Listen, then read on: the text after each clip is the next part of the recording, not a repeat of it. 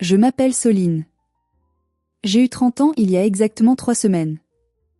30 ans, c'est censé être l'âge de la raison, l'âge où l'on construit, l'âge où l'on s'établit. Pour moi, cet anniversaire devait marquer un tournant, mais pas celui que j'imaginais. Mes parents, ces deux êtres qui m'ont donné la vie mais qui n'ont jamais su me donner de l'amour, ont organisé une fête somptueuse. Une réception éblouissante dans le meilleur restaurant de notre ville historique de Besançon.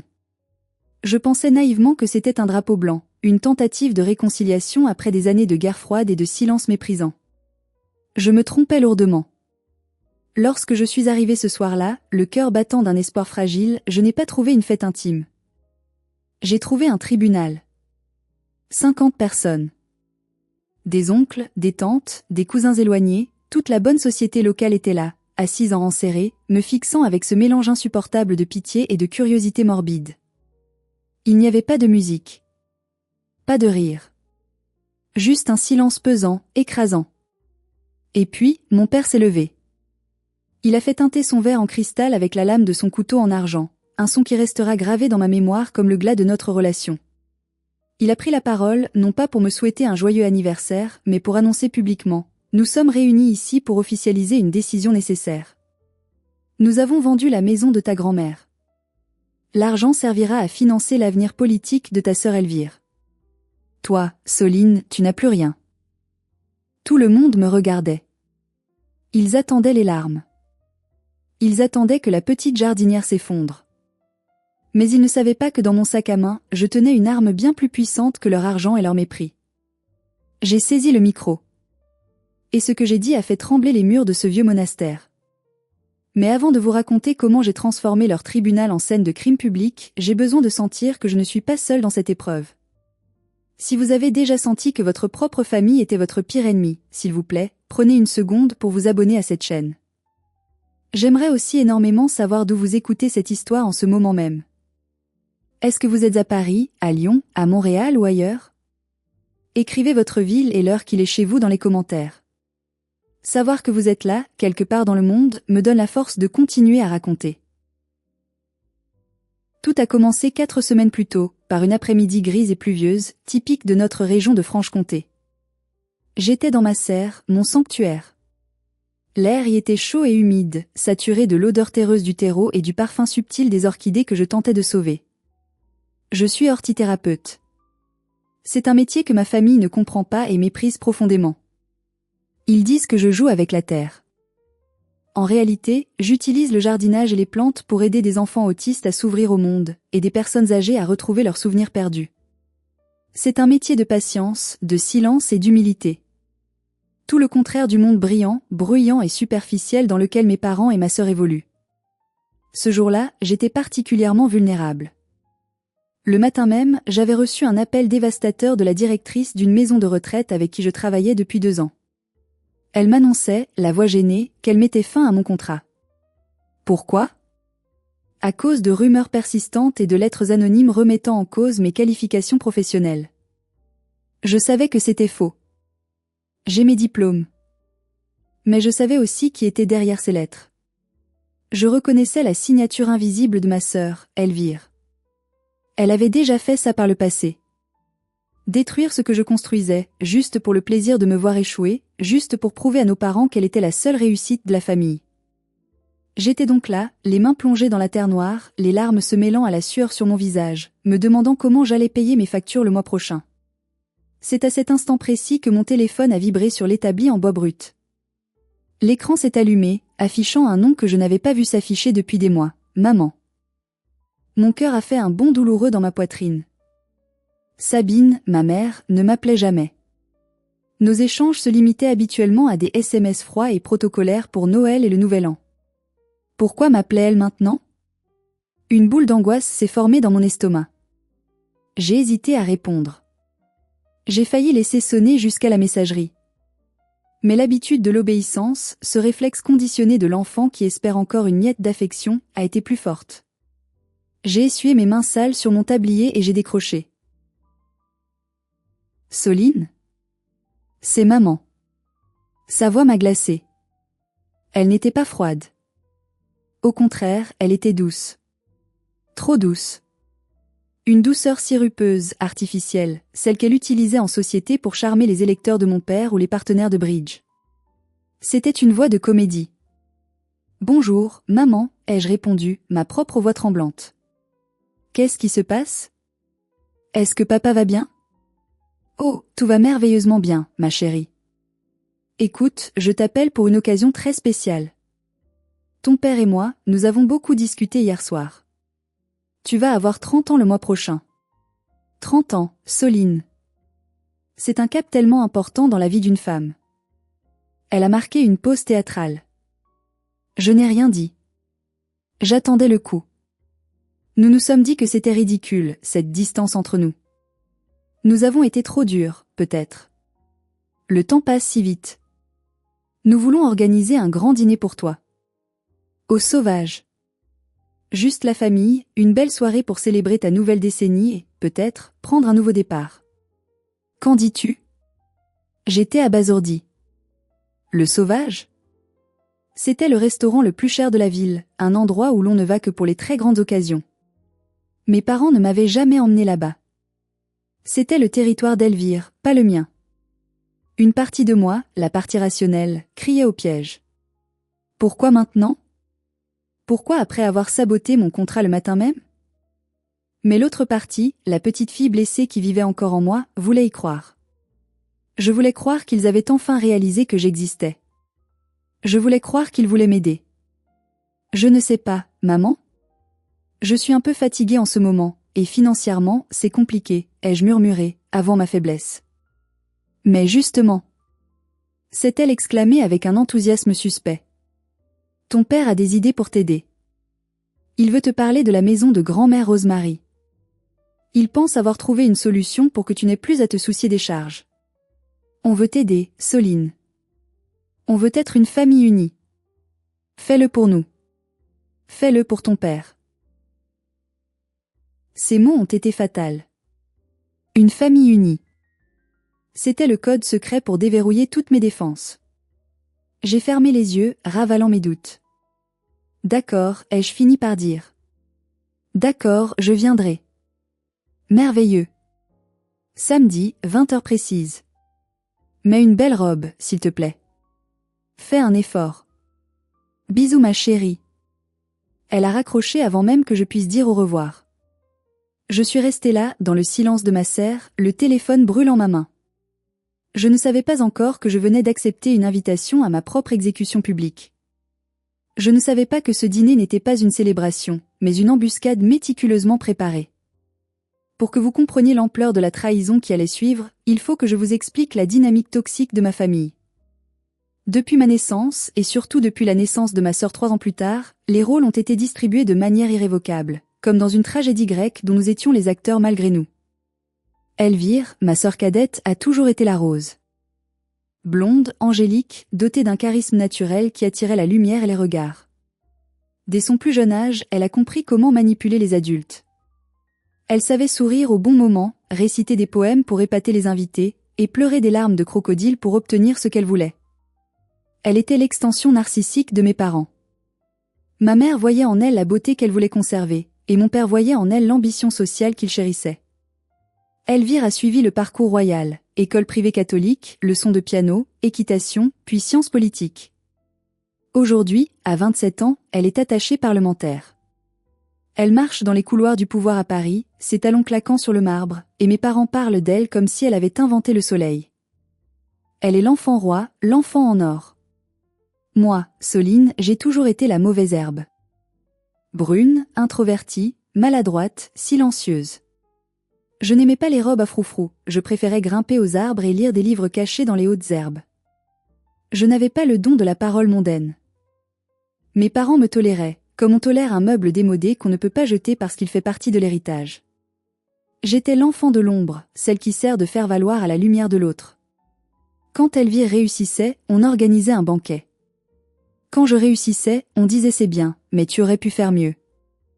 La comparaison était constante, insidieuse, destructrice. Il n'y avait qu'une seule personne dans tout cet univers glacial qui me voyait vraiment. Une seule personne pour qui je n'étais pas une mauvaise herbe, mais une plante rare qui avait juste besoin de soins différents. Ma grand-mère maternelle, Rosemary. Rosemary était la mère de ma mère, mais elles étaient aussi différentes que le jour et la nuit. Rosemary vivait dans une vieille maison de maître à la périphérie de Besançon, une bâtisse du 19e siècle au volet vert écaillé, entourée d'un parc sauvage et magnifique. C'était mon refuge. Quand l'atmosphère à la maison devenait irrespirable, je prenais mon vélo et je fuyais chez elle. C'est Rosemary qui m'a tout appris. Elle m'a appris le nom latin des plantes, la patience nécessaire pour faire pousser une orchidée, le respect de la vie sous toutes ses formes. Elle me disait souvent, « Soline, ne laisse jamais personne te tailler pour te faire entrer dans un vase trop petit pour toi. Tu es faite pour la terre sauvage, pas pour les salons dorés. » Il y a 2 ans, la santé de Rosemary a décliné brutalement. Mes parents étaient trop occupés par la campagne électorale municipale de mon père pour s'en soucier. Ma mère disait qu'elle ne supportait pas l'odeur de la maladie. Elvire, elle, ne venait jamais, trouvant la maison glauque et poussiéreuse. C'est donc moi qui ai emménagé avec elle. J'ai mis ma vie entre parenthèses. J'ai dormi sur un lit de camp à côté du sien. Je lui ai tenu la main pendant les nuits d'agonie. Je lui ai lu ses poètes préférés jusqu'à ce que sa voix s'éteigne pour toujours. À l'ouverture du testament, le choc fut total pour mes parents. Ils s'attendaient à récupérer la propriété pour la vendre immédiatement. Mais Rosemary avait été plus maligne. Elle avait légué ses bijoux et ses comptes bancaires à ma mère, mais elle m'avait légué la maison et le jardin. À moi seule. Le testament disait explicitement, pour ma petite fille Soline, car elle est la seule à connaître le langage des fleurs qui poussent ici, et la seule qui saura protéger l'âme de ce lieu.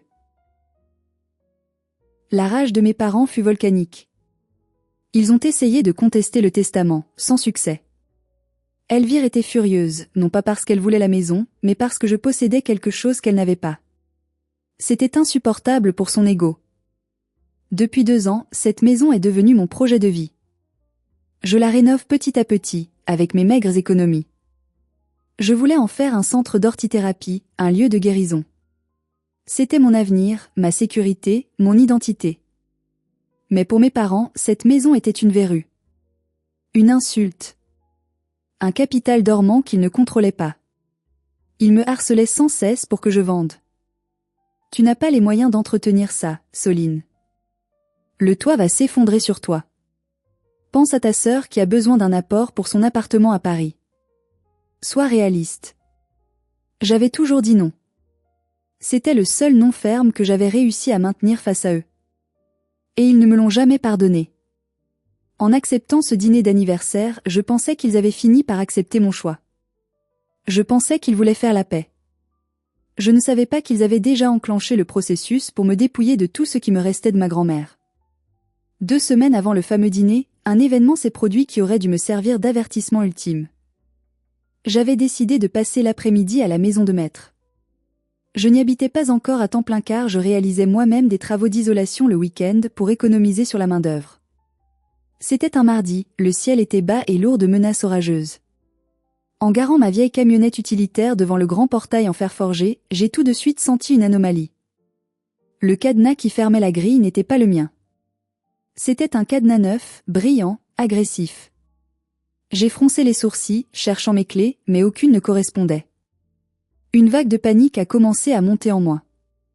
J'ai dû escalader le petit muret de pierre sur le côté, manquant de tomber et écorchant ma paume au passage. Ce que j'ai découvert en atterrissant de l'autre côté m'a coupé le souffle. J'ai eu l'impression de recevoir un coup de poing violent en plein plexus solaire. Le jardin. Le jardin de grand-mère. Mon jardin. Il n'existait plus. La roseraie centenaire, celle qui abritait des variétés disparues que grand-mère avait mis 50 ans à collectionner avec amour, était dévastée. Les feuilles étaient jaunes, flétries, recroquevillées dans une agonie chimique. Les tiges étaient noires. Les fleurs, autrefois si vibrantes, pendaient comme des têtes coupées. Une odeur âcre, chimique, insupportable flottait dans l'air. L'odeur de la mort aseptisée. L'odeur du glyphosate à haute dose. Je me suis avancée en titubant, comme dans un cauchemar. Mes simples, mes herbes médicinales, ma sauge, mon thym, ma lavande, tout n'était plus qu'un tas de compost brun et gluant. Quelqu'un était venu. Quelqu'un avait déversé des litres de désherbant industriel sur tout ce qui vivait. Ce n'était pas un accident. C'était un massacre. C'était une exécution. Je suis tombée à genoux dans la boue toxique. J'ai touché une tige de rosier et elle s'est cassée net dans ma main, sèche comme un vieil os. J'ai hurlé. Un cri de douleur pure, animal. Ils avaient tué la mémoire de ma grand-mère. Tremblante de rage et de larmes, j'ai sorti mon téléphone et j'ai appelé Elvire. Je savais. Mon instinct me criait que c'était eux. Qu'est-ce que vous avez fait? Ai-je hurlé dès qu'elle a décroché, ma voix brisée par les sanglots. Bonjour à toi aussi, chère sœur, a-t-elle répondu avec cette voix traînante et condescendante qu'elle adopte quand elle se sent supérieure. De quoi parles-tu? Tu es hystérique, comme d'habitude. Le jardin. Vous avez tué le jardin. Pourquoi? Pourquoi? Oh, ça, a-t-elle dit avec une légèreté qui m'a donné envie de vomir. Papa a envoyé une équipe de nettoyage professionnel ce matin. Franchement, Soline, c'était une jungle. C'était sale. Si on veut que cette propriété ait la moindre valeur marchande, il faut qu'elle soit propre. Un terrain nu et net vaut plus cher qu'un terrain encombré de vieilles broussailles et de ronces. On te rend service, tu devrais nous remercier. C'est ma maison. Vous n'avez pas le droit. C'est une violation de domicile. C'est du vandalisme. Calme-toi, a-t-elle coupé sèchement. On en parlera au dîner d'anniversaire. Ne sois pas dramatique, ça ne te va pas. Et puis, techniquement, c'est un bien de famille. Allez, je te laisse, je dois aller déjeuner avec un sénateur. Bisous. Elle a raccroché. Juste comme ça. Je suis restée assise dans la terre brûlée pendant 1 heure, sous la pluie qui commençait à tomber, mélangeant l'eau du ciel au poison sur le sol. La tristesse immense a doucement laissé la place à autre chose. Une colère froide. Une colère dure, tranchante comme un scalpel. Ils n'avaient pas juste nettoyé. Ils avaient effacé la vie pour préparer une vente. Ils considéraient déjà que la maison était à eux. Ils pensaient m'avoir brisé en détruisant ce que j'aimais. Mais ils avaient commis une erreur stratégique majeure. En tuant mes fleurs, ils avaient tué la dernière once de pitié filiale que j'avais pour eux. J'ai essuyé mes larmes. J'ai sorti mon téléphone. J'ai pris des photos. De tout. De chaque plante morte, du cadenas changé, des traces de pneus des camions de l'entreprise. J'ai tout documenté. Ce n'était plus une famille. C'était une guerre. Et s'ils voulaient la guerre, ils allaient la voir. Si vous étiez à ma place, après avoir vu votre jardin détruit par votre propre famille, comment auriez-vous réagi? Auriez-vous porté plainte immédiatement? Auriez-vous annulé le dîner? Dites-moi ce que vous auriez fait dans les commentaires. J'ai besoin de savoir si ma réaction était justifiée. Le soir même, alors que je venais de rentrer chez moi, trempée et épuisée, mon père m'a appelé. Pas un mot d'excuse pour le jardin. Pas un mot de regret. Juste sa voix autoritaire habituelle, celle du patriarche qui ne tolère aucune contradiction. Soline, pour le dîner de tes 30 ans samedi, assure-toi d'être ponctuelle. 20 heures précises. Et par pitié, mais quelque chose de correct. Pas tes haillons de jardinière. Il y aura du monde important. Du monde? Ai-je demandé, ma voix glaciale, retenant à grand-peine ma fureur. Maman a dit juste la famille. La famille, c'est large, a-t-il rétorqué avec impatience. Nous avons une grande annonce à faire. Une surprise qui va régler tous tes problèmes financiers minables et assurer l'avenir glorieux d'Elvire. C'est une solution gagnant-gagnant. Tu me remercieras plus tard. J'ai failli refuser. J'ai failli lui crier que je ne viendrais jamais, que j'allais changer les serrures et lâcher des chiens de garde. Mais au moment où j'allais exploser, une notification s'est affichée sur l'écran de mon ordinateur. Un email. Il venait de ma tante Lison. Tante Lison, c'est la brebis galeuse de la famille, la sœur de mon père. Elle a été bannie et effacée des albums photos il y a 15 ans. Son crime? Avoir osé divorcer d'un mari riche mais violent pour aller ouvrir une boulangerie artisanale en Bretagne.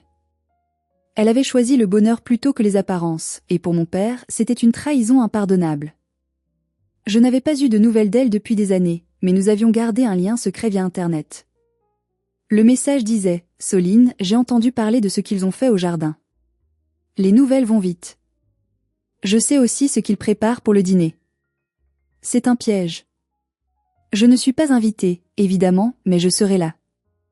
Ne refuse pas l'invitation. Il faut que tu viennes. Il faut que tu sois là pour voir leur vrai visage et pour les arrêter devant témoins. Sois courageuse, ma petite. Je te couvre. Lison. J'ai relu le message 3 fois. Lison venait. Lison, la seule qui avait osé leur dire non avant moi. Si elle était là, alors je n'étais plus seule. J'ai pris une grande inspiration, sentant l'oxygène remplir mes poumons comme avant une plongée en apnée.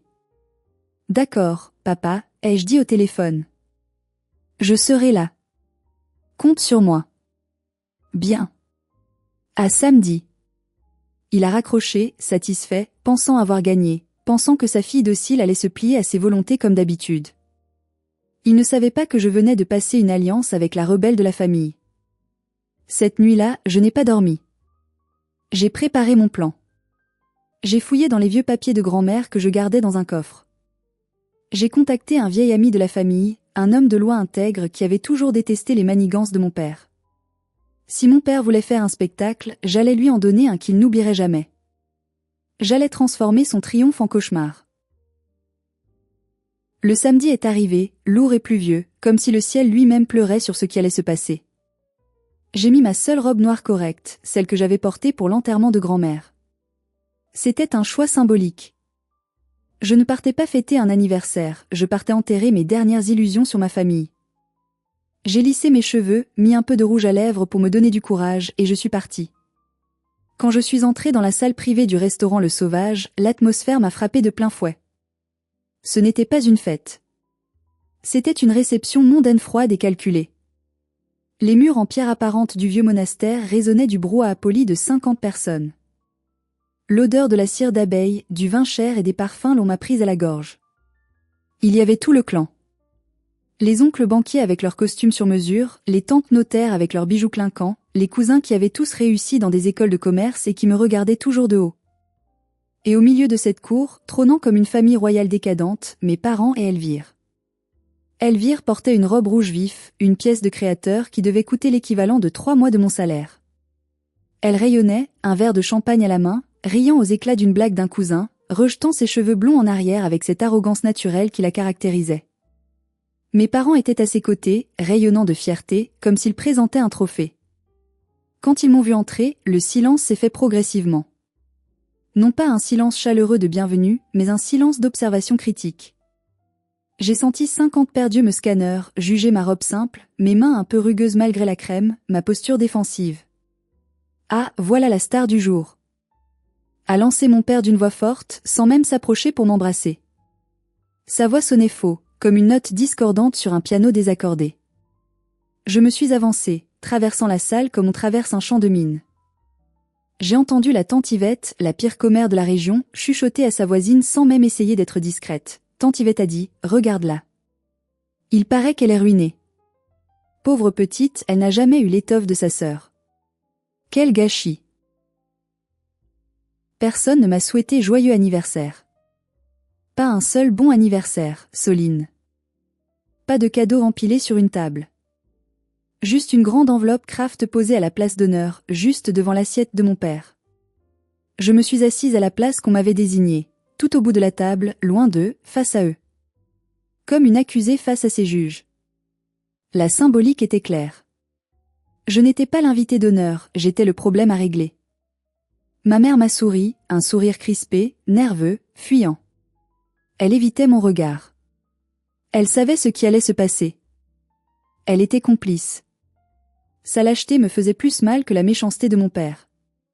Les serveurs ont commencé à verser le vin. L'ambiance était lourde, électrique, chargée de non-dits. Je sentais que tout le monde dans cette salle savait quelque chose que j'étais censée ignorer.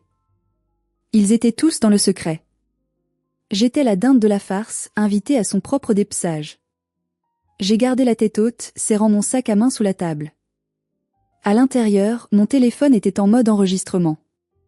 Et j'avais une photocopie d'un document très ancien plié dans ma poche. J'attendais. Je savais que le coup allait venir. Le dîner a traîné en longueur.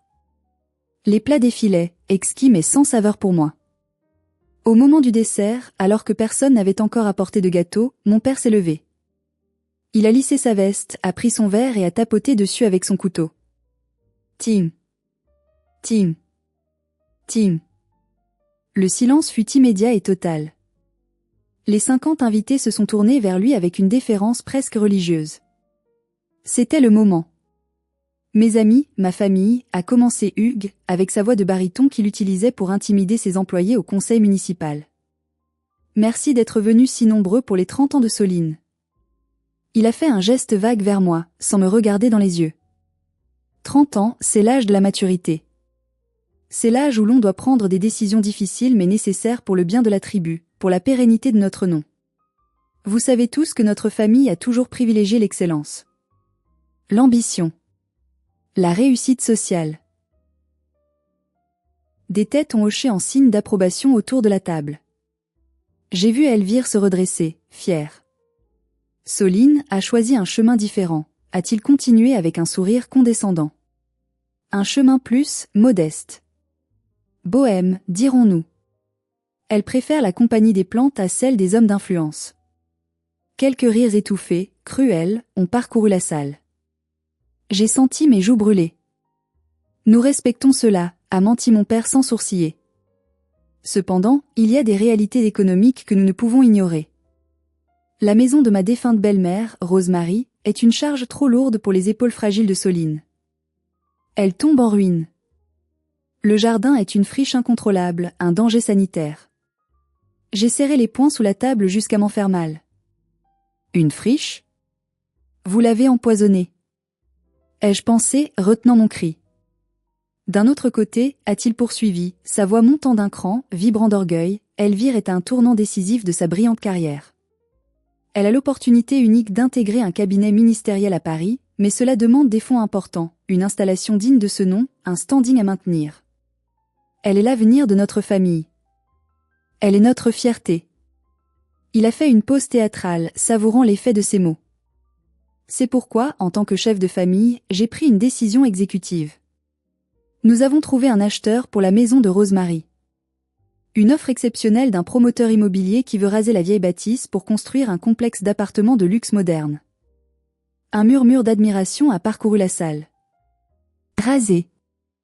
Le mot a résonné dans ma tête comme un coup de feu. Il voulait détruire la maison de grand-mère. Il voulait effacer son existence. Nous avons signé le compromis de vente hier, a annoncé mon père triomphalement.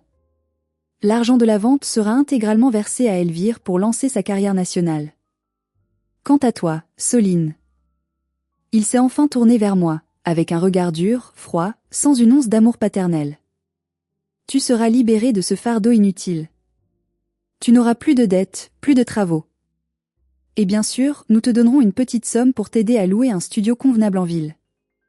C'est notre cadeau pour tes 30 ans. La liberté. Il a pris l'enveloppe Kraft qui trônait devant lui. Tout ce que tu as à faire, c'est signer cette procuration qui valide la vente rétroactivement, puisque la maison est techniquement encore à ton nom sur le papier. C'est une simple formalité administrative.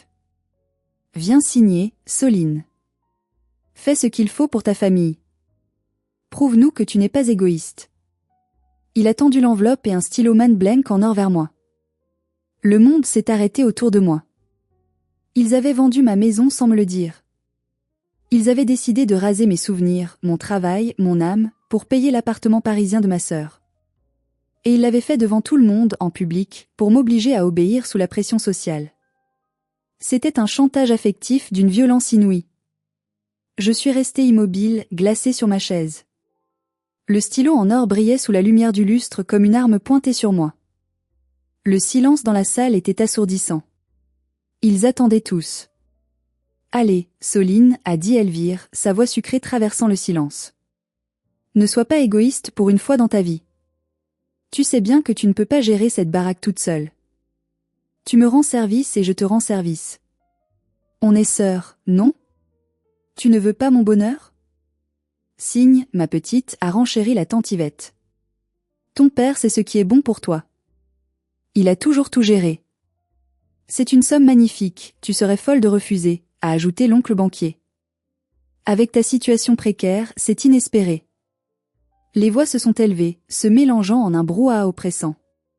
Ils étaient tous contre moi. Ils étaient tous d'accord pour dire que ma vie, mes rêves, ma passion ne valaient rien comparé à l'ambition politique d'Elvire. J'étais la quantité négligeable. Le sacrifice nécessaire. La victime désignée. Ma mère me regardait, les yeux brillants de larmes retenues. Elle a murmuré, juste assez fort pour que je l'entende, « Fais-le pour nous, Soline. S'il te plaît. Ne gâche pas la soirée. Ne fais pas de scandale. Ne gâche pas la soirée. » C'était ça, leur plus grande peur. Pas de me détruire, moi, leur fille. Mais de faire une tache sur leur belle image sociale. Mes mains tremblaient violemment sur mes genoux. Je sentais la bile monter dans ma gorge, un goût amer de trahison. La pression physique était intense, comme si l'air se raréfiait. 50 paires d'yeux pesaient sur mes épaules, m'écrasant. Je me sentais redevenir la petite fille punie dans le coin de la pièce, celle qui n'a personne pour la défendre. J'ai failli craquer. J'ai failli me lever, prendre ce maudit stylo et signer ma propre mort, juste pour que ça s'arrête, juste pour qu'ils arrêtent de me regarder comme une bête curieuse. C'est à ce moment précis, alors que j'allais céder, que la double porte en chaîne massive du fond de la salle s'est ouverte avec un grand fracas, comme sous l'impact d'une tempête. Le bruit a fait sursauter tout le monde. Les têtes se sont tournées brusquement vers l'entrée.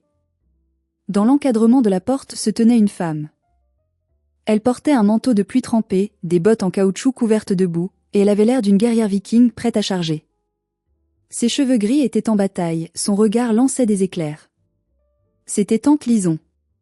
Un murmure choqué, scandalisé, a parcouru la salle comme une onde de choc. Lison ? Qu'est-ce qu'elle fait là ? Qui l'a laissée entrer ? C'est une honte. Mon père est devenu pourpre de rage. Il s'est levé d'un bond, renversant sa chaise. Lison. Tu n'as rien à faire ici. Tu n'es plus de cette famille. Sors immédiatement avant que je n'appelle la sécurité. Lison n'a pas répondu. Elle n'a même pas regardé mon père. Elle a marché droit vers moi, traversant la salle avec une détermination farouche, ses bottes faisant clac-clac sur le parquet ciré, ignorant les regards dégoûtés des invités en robe de soirée. Elle est arrivée à ma hauteur, a posé une main ferme, chaude et rassurante sur mon épaule. Une ancre dans la tempête. Ne signe rien, Soline, a-t-elle dit d'une voix forte et claire qui a couvert les murmures. Ils te mentent. Ils te volent. Ils essaient de t'extorquer ta vie. Comment oses-tu ? A hurlé mon père, tremblant de fureur. Tu es la honte de cette famille. Tu as abandonné tes devoirs, tu as quitté ton mari, tu as déshonoré notre nom pour devenir boulangère. Tu es jalouse de notre réussite. Lison s'est tournée lentement vers son frère, un sourire triste et méprisant aux lèvres. La réussite ? Quelle réussite, Hugues ? Celle que tu bâtis en écrasant tes propres enfants ? J'ai peut-être abandonné vos règles stupides et hypocrites, mais je n'ai jamais vendu l'héritage de ma mère pour flatter mon ego ou payer des caprices. J'ai gardé ma dignité. Peux-tu en dire autant ? Elvire s'est levée brusquement, renversant son verre d'eau. Dégage, la boulangère. Personne ne veut de ton avis ici. Tu pues la farine et l'échec. C'est une affaire de famille, entre gens respectables. Justement, a répliqué Lison calmement, sans se laisser démonter. Je suis sa tante. Et je suis la seule ici qui semble se souvenir de ce que grand-mère Rosemary voulait vraiment. Je suis la seule qui l'a écouté jusqu'à la fin. Elle a serré mon épaule plus fort, me transmettant sa force. Regarde-les, Soline. Regarde-les bien. Ils ne sont pas puissants. Ils ont peur. Ils tremblent. Ils ont besoin de ta signature parce que sans elle, leur vente illégale tombe à l'eau. Ils n'ont aucun pouvoir sur toi si tu ne leur donnes pas. C'est Théoï qui a le pouvoir. C'est ta maison. C'est ton choix. Ces mots ont été comme un électrochoc. Elle avait raison. S'ils avaient vraiment le droit de vendre, ils l'auraient fait sans moi. Ils avaient besoin de mon consentement pour légitimer leur vol. Ils avaient besoin que je sois complice de ma propre spoliation. La peur a disparu. La petite fille tremblante a disparu, évaporée par la chaleur de la main de Lison. À sa place, une colère froide, pure et justicière s'est installée. J'ai regardé le stylo en or. J'ai tendu la main. mais au lieu de le prendre, je l'ai repoussé d'une pichenette. Il a roulé sur la table, est tombé par terre et a roulé sous la chaise d'Elvire. Puis, je me suis levée. J'ai marché vers mon père. Il a reculé d'un pas, surpris par la détermination nouvelle dans mes yeux. J'ai tendu la main, non pas vers lui, mais vers le micro qu'il avait posé sur la table, ce micro qui avait servi à m'humilier. Je l'ai saisi. Le micro a fait un Larsen strident qui a forcé tout le monde à se boucher les oreilles. Tic. Un cri électronique qui a déchiré l'ambiance feutrée. Cela a eu le mérite de faire taire les derniers chuchotements. J'étais debout, seul face à 50 personnes, le micro serré si fort que mes jointures étaient blanches. Mon père était livide, prêt à bondir pour m'arracher le micro, mais Lison s'est interposée entre lui et moi, tel un garde du corps infranchissable. J'ai pris une grande inspiration. C'était le moment. Tout ce que j'avais retenu depuis 30 ans allait sortir. Vous voulez que je signe ? Ai-je commencé, ma voix amplifiée résonnant puissamment dans les voûtes de pierre. Vous voulez que je valide la vente de la maison de grand-mère ? Que je dise amen à votre plan ? Soline, pose ce micro tout de suite, a sifflé ma mère, paniquée. Non. Ai-je tonné ? Vous m'avez fait venir ici pour m'humilier publiquement, devant toute la famille. Maintenant, vous allez m'écouter publiquement. Vous avez voulu un public ? Vous l'avez. Je me suis tournée vers les invités, vers les oncles et tantes, les regardant un par un dans les yeux. Vous savez pourquoi le jardin est une friche, comme dit mon père ? Vous pensez que je l'ai laissé à l'abandon ? Non. Parce qu'il y a 2 semaines, quelqu'un est entré par effraction chez moi. Quelqu'un a versé 100 litres de désherbant industriel sur les rosiers de 50 ans de Rosemary. Quelqu'un a empoisonné la terre pour s'assurer que je ne puisse rien sauver, pour tuer la valeur sentimentale du lieu. Des hoquets de surprise ont éclaté dans la salle. C'est horrible, a murmuré une cousine. J'ai pointé un doigt accusateur, tremblant de rage, vers Elvire. C'était toi, Elvire. Tu me l'as dit au téléphone. Tu as ri en me disant que tu avais fait nettoyer le terrain. Tu as tué ce que grand-mère aimait le plus au monde, juste pour de l'argent. Tu as tué du vivant pour payer tes robes. Elvire a balbutié, les yeux écarquillés. C'est n'importe quoi. Elle ment. Elle est folle. J'ai l'enregistrement de l'appel, ai-je menti, ou peut-être pas, le doute suffisait à la terroriser. Son visage s'est décomposé, passant du rouge au blanc cireux. J'ai continué, la voix tremblante d'émotion mais puissante, portée par l'adrénaline. Vous dites que vous voulez vendre pour le bien de la famille. Mais quelle famille ? Une famille qui vole l'héritage d'une fille pour payer le luxe de l'autre ? Papa, tu as dit devant tout le monde que tu avais déjà signé le compromis de vente. Tu as vendu un bien qui ne t'appartient pas. Tu as pris un acompte sur ma maison. C'est du vol. C'est de l'abus de confiance. Je me suis tournée vers mon père, le fixant droit dans les yeux pour la première fois de ma vie d'adulte. Tu ne vends pas une maison, papa. Tu vends ton honneur. Et tu vends ta fille. Et tu pensais vraiment que j'allais dire merci ? Tu pensais que j'étais si désespérée d'avoir votre amour, si affamée d'un regard de vous, que j'allais accepter d'être déshéritée avec le sourire ? Tu es une ingrate. A crié mon père, perdant totalement son sang-froid, la bave aux lèvres. Après tout ce qu'on a fait pour toi. On t'a nourri, logé. Vous n'avez rien fait pour moi. Ai-je crié en retour, ma voix se brisant. Vous m'avez toléré.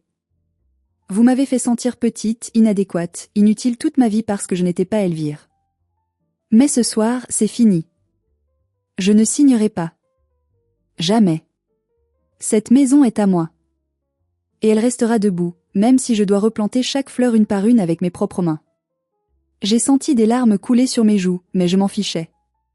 C'étaient des larmes de libération, des larmes de nettoyage. Et pour votre information, ai-je ajouté, baissant la voix pour un effet dramatique, j'ai une surprise pour vous aussi. Une vraie surprise. Vous avez invité des témoins ? J'en ai invité un aussi. J'ai fait un signe de tête vers l'entrée sombre du restaurant. Si vous étiez à ce dîner, en tant qu'invité, et que vous voyez cette scène, qu'auriez-vous pensé ? Auriez-vous pris la défense de Soline ou seriez-vous resté silencieux ? Dites-moi franchement dans les commentaires. Votre avis m'intéresse. Un homme âgé, voûté mais digne, portant un costume 3 pièces démodé et tenant une mallette en cuir usé, est entré lentement dans la lumière. Il s'appuyait sur une canne, mais son regard était vif et perçant. C'était Maître Lazare. Le notaire historique de ma grand-mère. Un homme d'une intégrité légendaire à Besançon, craint par tous les notables véreux pour sa rigueur inflexible. Il était la mémoire vivante de la justice de cette ville. Un silence de mort est tombé sur la salle. Un silence bien différent du précédent. C'était le silence de la peur. Même mon père a reculé, son arrogance s'évaporant instantanément. Il connaissait Lazare. Il savait qu'on n'achetait pas cet homme-là. Maître Lazare s'est approché de moi, a salué Lison d'un hochement de tête respectueux, puis s'est tourné vers mes parents, les toisant avec un mépris froid. Monsieur et madame, a-t-il dit de sa voix rocailleuse, qui rappelait le bruit des pierres qui roulent. Il semble qu'il y ait un malentendu grave sur la nature de la propriété de madame Rosemary. Un malentendu que vous avez commodément entretenu. Il a ouvert sa mallette sur une table, prenant tout son temps, accentuant la tension. Il en a sorti un document orné d'un sceau rouge officiel. Rosemary savait que ce jour arriverait, a-t-il expliqué à l'assemblée stupéfaite. Elle connaissait la cupidité de certains membres de cette famille. Elle savait que vous essaieriez de dépouiller Soline. C'est pourquoi, 3 mois avant sa mort, nous avons modifié le statut juridique de la propriété. La maison n'a pas été léguée en pleine propriété simple. Il a levé le document bien haut pour que tout le monde le voie. Elle a été placée dans une fiducie de préservation. Soline en est la bénéficiaire et la gardienne unique. Mais le titre de propriété est verrouillé par la fiducie. Il est strictement inaliénable et insaisissable pour une durée de 99 ans, tant qu'il reste dans la lignée directe de ceux qui l'entretiennent. En d'autres termes, personne ne peut vendre cette maison. Ni Soline, ni vous, ni la banque, ni l'État. C'est un sanctuaire intouchable. Il a regardé mon père par-dessus ses lunettes en demi-lune.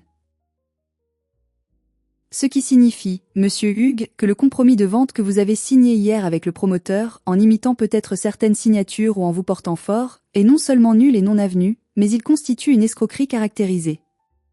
Vous avez vendu un bien inaliénable. Vous avez encaissé un acompte frauduleusement. C'est du pénal, monsieur. De la prison. Un haut collectif a secoué la salle. Les oncles banquiers se sont mis à chuchoter fébrilement, s'éloignant physiquement de mon père. L'accusation d'escroquerie était une tâche indélébile. Maître Lazare s'est ensuite tourné vers Elvire, qui tremblait comme une feuille. Et mademoiselle Elvire, en tant qu'attachée parlementaire, vous devriez connaître la loi mieux que quiconque. Être complice d'une tentative de spoliation d'héritage et commanditaire de la destruction de propriétés privées, le jardin, car nous avons des preuves de l'entreprise que vous avez payée, est un délit grave. Si Soline porte plainte, votre carrière politique est terminée avant même d'avoir commencé. Aucun ministre ne voudra d'une assistante qui vole sa propre sœur. Elvire est tombée assise sur sa chaise, le visage blanc comme un linge. Ses jambes ont lâché. Son onde d'illusion s'écroulait. Ils étaient piégés. Totalement, légalement, publiquement piégés. Ils avaient voulu me tendre une embuscade, mais ils étaient tombés dans la fosse qu'ils avaient eux-mêmes creusée. C'était la débandade. Le masque de la famille parfaite venait de tomber et se brisait en 1000 morceaux sur le sol du restaurant, dans un bruit assourdissant de réalité. Les invités, ces fameux témoins que mes parents voulaient utiliser contre moi pour me faire plier, se sont retournés contre eux avec une vitesse fulgurante. « Hugues, comment as-tu pu faire ça ? C'est de l'escroquerie. Tu nous as menti. » A lancé un cousin, indigné d'avoir été mêlé à cette farce. Mettre Elvire en danger comme ça, quelle irresponsabilité. Tu as ruiné son avenir. A ajouté une tante, cherchant déjà à se distancer du scandale à venir. Les rats quittaient le navire. Ils ne défendaient pas la morale, bien sûr, ils défendaient leur propre réputation. Ils ne voulaient pas être associés à des escrocs. Mon père était affaissé sur sa chaise, ayant pris 10 ans en 10 minutes. Il respirait difficilement.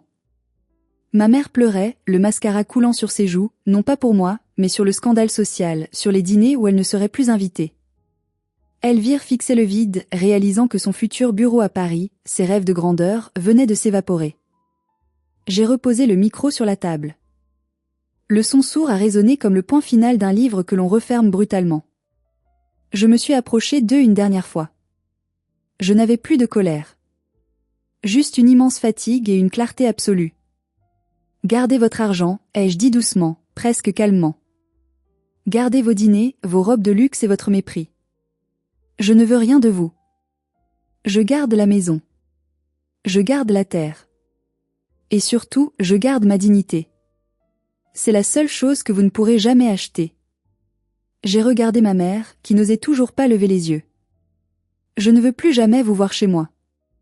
Si vous approchez du portail, si je vois l'ombre d'une de vos voitures, j'appelle les gendarmes et je porte plainte avec les preuves de maître Lazare. C'est fini. Vous n'avez plus de fille. Puis, je me suis tournée vers Lison, qui rayonnait de fierté. On y va, tante Lison? J'ai une faim de loup. Et j'ai envie d'une pizza, pas de leur caviar. Lison a éclaté d'un rire sonore, joyeux, libérateur, qui a rempli la salle lugubre. Avec grand plaisir, ma chérie. Je connais le meilleur endroit en ville. Et c'est moi qui invite. Nous sommes sortis du restaurant la tête haute, maître Lazare sur nos talons comme un vieux sage protecteur, laissant derrière nous le chaos, les cris, les reproches et les ruines de leur arrogance. Je n'ai pas regardé en arrière. Pas une seule fois. J'ai marché vers la sortie, vers la pluie fraîche, vers ma liberté. Cela fait maintenant 3 semaines que cette soirée a eu lieu. 3 semaines qui ont tout changé. Les conséquences ont été rapides et brutales pour eux, comme un château de cartes qui s'effondre. Le promoteur immobilier, furieux d'avoir été dupé et d'avoir engagé des frais, a menacé de porter plainte pour tentative d'escroquerie. Pour éviter le procès public et la prison, mes parents ont dû vendre leur résidence secondaire sur la Côte d'Azur en urgence, à perte, pour rembourser la compte et payer des dommages et intérêts colossaux afin d'étouffer l'affaire. Ils sont ruinés socialement à Besançon. Plus personne ne les invite. Ils sont devenus des parias. Elvire a perdu son poste. La rumeur de son implication dans une fraude familiale sur personnes vulnérables a atteint les oreilles de son député à Paris.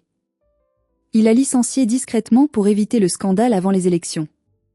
Elle est retournée vivre chez nos parents, dans sa chambre d'enfant. Ils sont maintenant enfermés tous les 3 dans leur grande maison vide, à se rejeter la faute mutuellement, dans un huis clos toxique qu'ils ont construit eux-mêmes. C'est leur punition. Vivre ensemble. Quant à moi, je vis désormais à plein temps dans la maison de maître. Avec l'aide de tante Lison, qui a décidé de rester quelques mois pour m'aider, et pour rattraper le temps perdu, et de quelques bénévoles touchés par mon histoire, nous avons commencé à nettoyer le jardin. Le désherbant a fait beaucoup de mal, c'est vrai. Beaucoup de plantes sont mortes. J'ai pleuré en arrachant les rosiers noirs. Mais hier, en grattant la terre brûlée sous un vieux rosier cuisse de nymphe, j'ai vu quelque chose. Une petite pousse verte. Minuscule. Fragile. Mais vivante. Les racines étaient plus profondes que le poison. La vie reprend toujours ses droits. C'est comme moi. Ils ont essayé de m'empoisonner avec leur mépris, leurs mensonges et leur cupidité pendant 30 ans. Mais mes racines sont solides. Elles sont ancrées dans l'amour de ma grand-mère. Je suis en train de reconstruire mon centre d'orthithérapie. Les clients reviennent, les soutiens affluent. J'ai appris une leçon essentielle pour mes 30 ans, et je veux vous la partager. On ne choisit pas sa famille biologique, c'est une loterie. Mais on choisit qui on laisse entrer dans son jardin secret. On choisit sa famille de cœur. Parfois, il faut avoir le courage de tailler les branches mortes et malades, même si elles portent le nom de père, mère ou sœur, pour permettre à l'arbre de survivre et de grandir vers la lumière. La vengeance n'est pas de leur faire du mal en retour. La vengeance, la vraie, c'est d'être heureuse, libre, et de faire fleurir ce qu'ils voulaient détruire. C'est de vivre une vie bonne, loin d'eux. Merci de m'avoir écouté jusqu'au bout. C'était mon histoire, celle de la mauvaise herbe qui est devenue un chêne. Si cette histoire vous a touché, si vous pensez aussi que la justice finit toujours par triompher, mettez un j'aime sur cette vidéo, c'est très important pour moi. Et surtout, dites-moi en commentaire, quelle est la chose la plus précieuse que vous avez dû protéger contre votre propre famille? Est-ce un objet, un rêve ou votre propre identité? Je lirai toutes vos réponses avec attention. N'oubliez pas de vous abonner pour suivre la reconstruction de mon jardin et voir la première rose qui fleurira. À bientôt.